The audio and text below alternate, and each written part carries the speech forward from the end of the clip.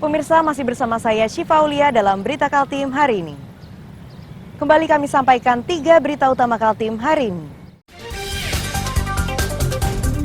Seorang wanita muda di Samarinda yang nekat membuang bayinya ditangkap polisi.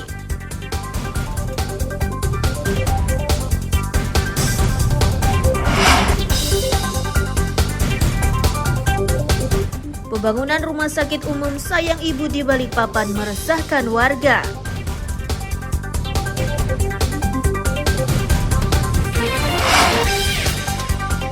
Gegara tidak berfungsi dengan baik, kereta otonom di ibu kota negara dikembalikan ke Cina.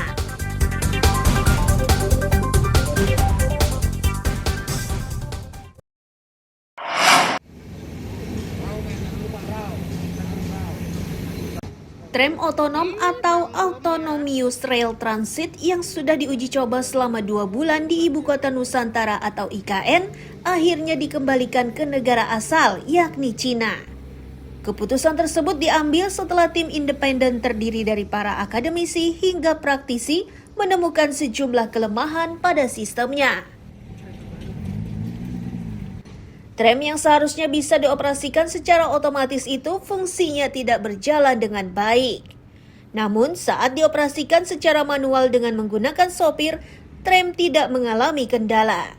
Kondisi tersebut disampaikan oleh Deputi Transformasi Hijau dan Digital Otorita IKN saat menjelaskan alasan pengembalian tram tersebut. Hasil penilaian uji coba yang dilakukan ini ditemukan beberapa hal penting. Pertama, secara manual operasinya berjalan dengan baik. Artinya tram yang dikendarai dengan supir ini atau masinis atau supir, driver ini dapat berfungsi dengan baik. Akan tetapi pada saat kemudian kita masuk ke dalam uji coba otonomusnya, otomasinya, di mana diklaim bahwa ini sebagai tram otonom, ditemukan bahwa sistem otonom yang saat ini ada pada tram otonom dari Cina ini belum berfungsi secara optimal. Oleh karena itu kami memberikan beberapa catatan-catatan penting dalam rangka untuk melakukan penyempurnaan pada sistem otonom tram. Sebelumnya, tram tersebut telah menjalani uji coba di kawasan IKN. Tram ini diklaim bekerja dengan membaca marka jalan. Amir Hamzah dan Riani Mantini melaporkan dari Penajam Pasir Utara. Yang kedua dari Menteri Dalam Negeri, yang ketiga Menteri Perencanaan Pembangunan.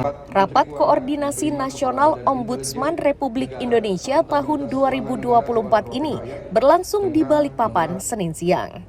Tema yang dibahas dalam rapat tersebut adalah tentang pelayanan publik atas pemindahan Ibu Kota Nusantara atau IKN. 2024. Bapak dan Ibu yang Pimpinan Ombudsman RI menyatakan, Ombudsman memiliki fungsi sebagai pengawas terhadap pelayanan publik. Seiring pemindahan ibu kota negara ke Sepaku Penajam Pasir Utara, maka Ombudsman harus mendapatkan informasi lengkap terkait situasi tersebut. Mereka juga harus mendapatkan gambaran tentang kapasitas dan kapabilitas sumber daya manusia dalam birokrasi di ibu kota baru.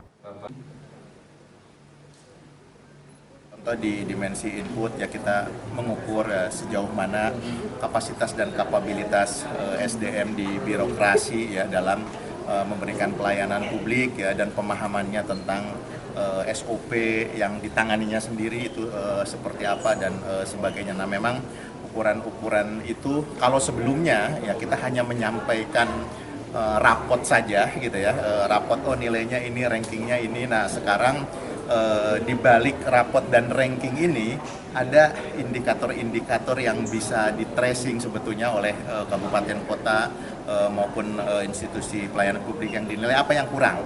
Yang kedua ini bertujuan. Penjabat Gubernur Kaltim memastikan pemerintah siap menerima kritikan. Namun begitu, kritikan yang diberikan oleh Ombudsman harus terukur.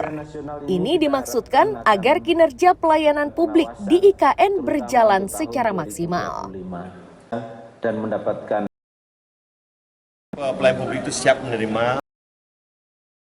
Bisa juga sampaikan, kita juga atau kinerja kita itu terukur. Sehingga nanti kita bisa mempertanggungjawabkan kepada masyarakat si pengguna pelayanan apa yang sudah kita berikan, apa yang sudah dicapai teman-teman. Nah, itu yang tadi saya sampaikan sama Pak Ketua, karena bagian dari pengawasan, mohon mungkin teman-teman Ombudsman bisa mengorkestrasi penetapan kinerja itu yang bisa diukur. Ya, karena pemerintahan daerah itu adalah penyelenggara urusan pemerintahan daerah. Jadi kami ingin tahu apa sih yang harus kami lakukan pemerintah daerah itu. Rakornas Ombudsman RI ini akan digelar selama 4 hari, mulai dari tanggal 17 November hingga 21 November 2024. Amir Hamzah dan Riani Mantini melaporkan dari Balikpapan.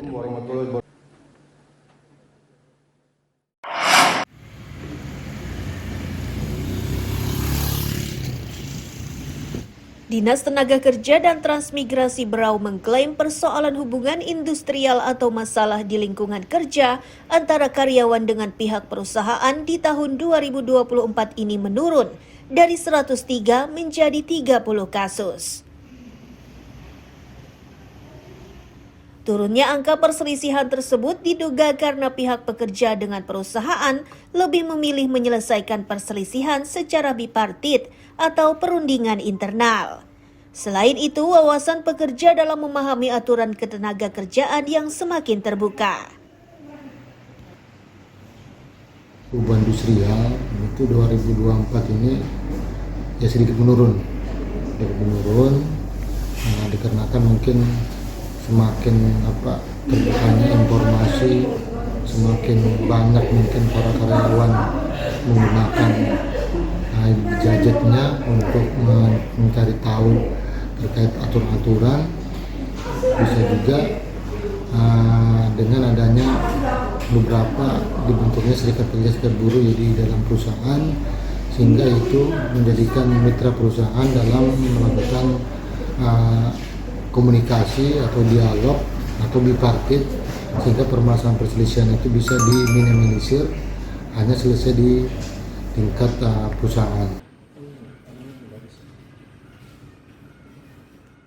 Sebelumnya, Disnaker Trans Berau banyak menangani perselisihan hubungan kerja yang didominasi oleh sektor pertambangan dan kelapa sawit. Beberapa kasus diakui lambat penanganannya akibat minimnya tenaga mediator. Miko Gusti melaporkan dari Kabupaten Berau.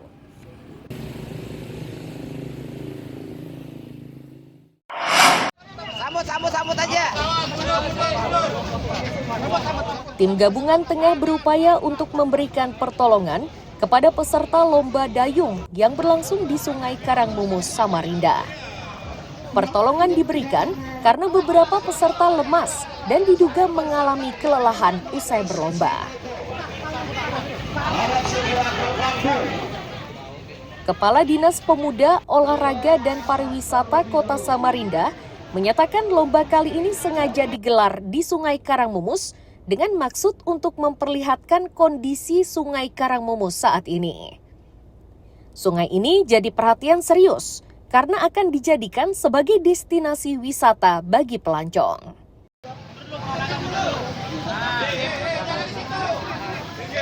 Yang pertama, kita sangat berharap Sungai Karangmumus ini menjadi bagian destinasi baru bagi warga Kota Samarinda khususnya dan Kalimantan Timur pada umumnya. Makanya perlu kita membuat sebuah komitmen bersama bagi masyarakat yang ada di sekitar Karangmumus. Pertama itu jaga ketertiban. Kedua, menjaga kebersihan. Tidak boleh membuang sampah sembarangan baik itu di sungai maupun di darat. Karena itu akan mengganggu pemandangan kita ketika kita melihat ada sampah sembarangan. Karena kedepannya tepian Karangmumus ini dari jembatan 1 sampai Pasar Segiri itu akan kita tata rapi. Akan kita tata rapi oleh pemerintah Kota Samarinda, akan dihiasi dengan berbagai macam lampu yang tentu menjadi daya tarik sendiri bagi kita untuk bisa melihat bagaimana Kota Samarinda melakukan perubahan yang begitu besar. Lomba yang awalnya hanya untuk peserta Samarinda akhirnya meluas. Ini setelah sejumlah daerah-daerah tidak mau ketinggalan dengan mengirimkan atletnya untuk mengikuti lomba tersebut. Iswanto melaporkan dari Samarinda.